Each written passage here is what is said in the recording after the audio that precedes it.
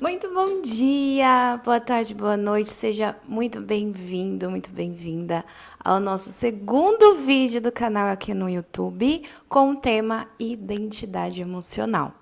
Não sei se vocês perceberam, minha voz tá um pouquinho rouca, eu tô com uma tosse alérgica, porém, entretanto, todavia, eu me comprometi a estar com vocês aqui toda segunda-feira. Hoje é o dia de gravar, então vai rouca mesmo. Não tem problema. Bom, no vídeo anterior, caso você ainda não tenha assistido, recomendo que você dê uma pausa nesse vídeo, volta no vídeo anterior, assista, depois volta nesse, porque este é a continuidade. Pode ser que você fique um pouquinho perdido aí ao longo do nosso bate-papo, tá bom? Nós estamos falando sobre identidade emocional e no vídeo anterior a gente falou sobre como que a gente se percebe, da onde que vem essa autopercepção, essa identidade, que está muito relacionada a uma construção. No vídeo de hoje a gente vai falar como que isso se concretiza na vida adulta, tá?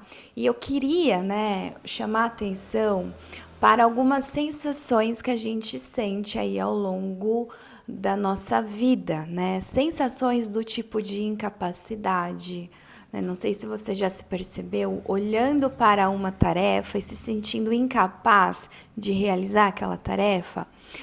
Ou aquele sentimento de insegurança, não sei se você já se percebeu assim, em um relacionamento, sempre com aquela neura de que algo terrível vai acontecer, né? Que a pessoa pode não se interessar mais por você, ou ela vai se interessar por outra pessoa mais interessante que você, ou no seu trabalho.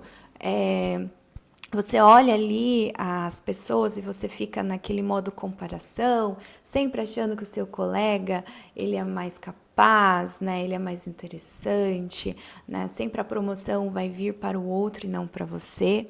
Ou quando você olha para o próprio corpo e você se sente desconectado com ele, você não sente que o seu corpo tem a forma que você gostaria que tivesse. Sabe essas sensações que a gente vai sentindo ao longo da vida? Elas fazem parte de crenças que a gente construiu na nossa infância e que elas se concretizam na vida adulta. Como assim crenças? Quando a gente fala de crenças, a gente não está falando de crenças religiosas, de fé, de religião, não. A gente está falando de uma lente que a gente utiliza para enxergar a si mesmo e ao mundo. Nós vamos ter crenças positivas e nós vamos ter crenças negativas. E hoje nós vamos falar exatamente das crenças negativas, que são três. Que aí o mundo, né, afora a gente fala de crenças limitantes, tá? Quais são essas crenças? A gente tem a crença de desamor, que é a ideia de você não ser amado o suficiente. Desvalor, é a ideia de você não ser capaz, não ser interessante, não ser importante. E desamparo, que é a ideia de vulnerabilidade, de você estar desamparado, a deriva, tá? Essas crenças, gente, elas é como se fossem um gerente da sua mente. Digamos que você tem uma loja, tá? E essa loja é gerenciada por outra pessoa.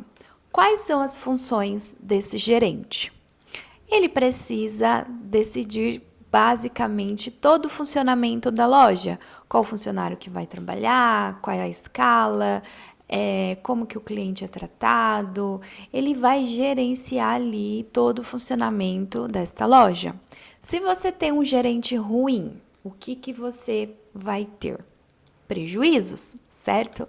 Ele vai fazer cobranças erradas, vai colocar valor errado, vai dar folga para funcionário que não era para dar folga, não vai ver se tem funcionário chegando no horário ou atrasado, enfim.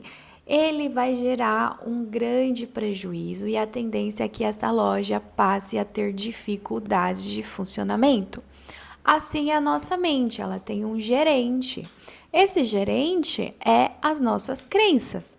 Vai gerenciar toda a forma que a nossa mente funciona, principalmente a qualidade dos nossos pensamentos.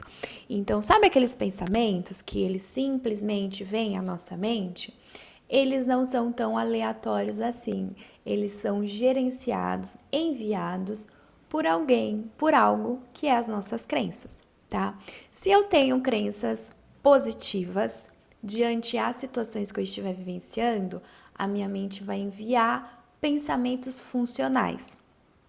Agora, se eu tenho crenças negativas, a minha mente vai enviar pensamentos disfuncionais, que vão gerar uma interpretação ou exagerada do problema ou desconectada com o problema. Então, isso é muito importante a gente entender esse conceito, porque muito dos problemas que a gente vivencia ao longo de toda a nossa vida está atrelada a uma interpretação errada dele. E quando eu interpreto errado, eu vou ter um comportamento errado, e vai gerar uma série de problemas, tá? Então, a forma como eu penso, como eu interpreto, como eu me percebo, como eu percebo o outro, tá muito atrelado a essas crenças, ou positivas ou negativas, tá? Qual que é o problema da crença? Ela me passa uma mensagem errada. Então, se eu tenho a crença de desvalor, eu acredito que eu não sou importante. Eu acredito que eu não sou capaz, mesmo quando eu sou capaz, mesmo quando eu sou importante. E quando eu tenho uma crença negativa, a gente vai ter um comportamento chamado viés confirmatório. Para ficar mais fácil de entender, a gente chama de autossabotagem. O que é essa autossabotagem? A autossabotagem é uma amiga parceirona da crença. Ela vai tentar fazer de tudo para você acreditar que o que a crença traz como mensagem é verdadeira. Então, todas as vezes que eu tenho uma crença de desvalor, a minha mente cria uma espécie de radar. Esse radar é a minha autossabotagem. O radar ele vai ficar ali, ó, buscando no ambiente situações, informações que provem que a minha crença é verdadeira. Então, se eu tenho a crença de desvalor, eu vou ficar buscando, né, no meu ambiente situações que provam que eu não tenho valor, tá? O exemplo disso é quando, por exemplo, acontece um monte de coisas boas no seu dia e acontece uma coisa ruim. Quando acontece uma coisa ruim, a gente chega no final do dia, o que a gente lembra dela? Exatamente da coisa ruim. E a gente fala assim, acabou com o meu dia. Uma situação, né? E a gente desconsidera todas as outras situações boas que aconteceram. Isso é funcionamento de uma crença negativa. Isso é um gerente ruim gerenciando a sua mente, tá? Tá, Magda? E aí? O que eu faço? Já percebi que eu tenho a crença de desvalor, ou a crença de desamparo, ou a crença de desamor. E eu tô, né, perdida. O que eu faço com isso? Você precisa passar por um processo de autoconhecimento. É muito difícil você gerenciar tudo isso sozinha, né, ou sozinho. Você precisa de um acompanhamento terapêutico, de preferência dentro da terapia cognitivo-comportamental. Aí você vai entender quais são as suas crenças, quais são os impactos negativos que ela trago aí ao longo da sua vida e construir novas formas de se perceber, formas mais limpas, mais reais. Gente, é o que eu falei no vídeo anterior. Eu tenho algumas pacientes, né? Eu atendo bastante mulheres e eu olho para elas, eu vejo muito potencial, eu vejo muita capacidade, eu vejo muito brilho, muita beleza, mas elas simplesmente não conseguem se perceber assim e, consequentemente, elas tomam posicionamentos errados, né?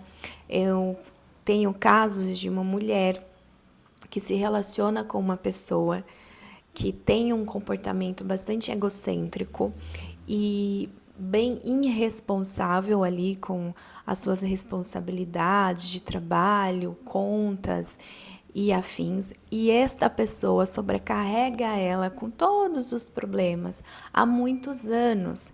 E ela se vê ali responsável por arcar com as questões dela e desta outra pessoa. E ela se coloca nesse lugar onde ela tem que resolver, ela tem que cuidar, ela tem que equilibrar os pratos o tempo inteiro das problemáticas dessa outra pessoa. E não é responsabilidade dela. Isso é fruto de uma crença de desamparo e uma crença de desvalor gigantesca. Porque a crença dela, esse gerente, faz ela acreditar que se ela não suprir as necessidades do outro, ela não vai ser amada, ela não vai ser importante, ela não vai ser alguém interessante. Então ela precisa estar sempre tendo que fazer pelo outro, para o outro, suprindo o outro, para ela ter valor. E o pior disso é que ela nunca consegue suprir as questões do outro e ela está sempre se sentindo fracassando, né? Isso é fruto de um gerente errado. Se ela tivesse consciência de quem de fato ela é, né, ela conseguiria se colocar no seu lugar, né, e fazer apenas aquilo que é de função dela. Né? E isso ia gerar mais sensação de bem-estar, de pertencimento, autoestima. Então, é tudo uma questão de um ajuste aqui mental para que as coisas fluem. E para isso é importante passar pelo processo terapêutico. E no próximo vídeo, gente, a gente vai falar sobre distorções cognitivas, formas erradas de pensar. Esse tema é muito legal e muito funcional. Eu tenho certeza que vai te ajudar a conseguir trazer novas ferramentas aí para o seu dia a dia e promover mais saúde mental. E é isso. Caso você tenha alguma dúvida, caso você queira conhecer um pouquinho o nosso trabalho, é só entrar em contato aqui com a gente. Na descrição desse vídeo tem todos os nossos meios de contato. E comente aqui pra gente, você tem alguma dessas crenças? Beijo!